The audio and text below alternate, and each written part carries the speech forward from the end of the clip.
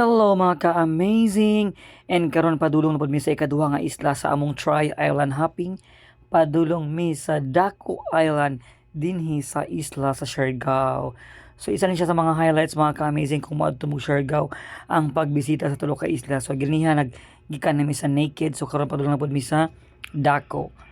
Grabe nagmi ka excited bisag init kay ang panahon pero laban lang kay ang dagat na nga may gid nga pangaligo na mo pangambak na mo bahalag init kaayo, di ba?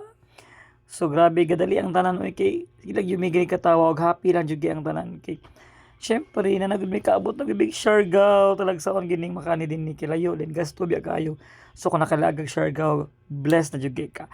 Ndunggo ng bangka mga ka-amazing ug mo na siyang palibot daghan kay mga bangka nga nagparking kay na pa mga turista daghan jud kay mga turista diri. Ito nga time na madaghan sa kaayo mi. So padulong mi sa mong cottage kay magpalandong sa kadyot before maglaroy. And then mga unsa kay nagpaandam lagi mig budol fight kunuhay. So mao ni mga ka-amazing giserve nang among budol fight kauban ako sila mga katong girl nga nagkuan sa mong dance workshop. Mama Ryan, Jimwell, and Sir Plapla, and Sir Gaudin.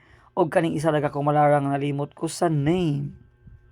Grabe jud ka excited, happy and balag gutom mo, di ba? Picture daan oy. Oh. So mo ni maniud to ni mga ka-amazing nagpa-set up mi ani dito sa isla. Barato ra biya pud siya. Then the best you kayo oh. Nabay Siargao nga pangalan. Ang rice gipur maog Siargao. Da si Marayan sige pakito. Hello ko. Siya hello mga ka-boring kay iyang page na mga ka-amazing kay ka-boring man pod. So ako ka-amazing iya ka-boring kay boring man pud siya. Grabe na ka-boring ba umakatul. Oh, da balik-balik gid niya. So grabe oh, lami pa yung mangga oh, muna siya kung picture lang siya mga ka-amazing nga kay super lami jud kaayo siya lang tawon.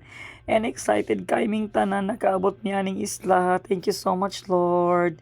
Thank you for watching. Please like and share my page ka-amazing. And also please follow. God bless us all.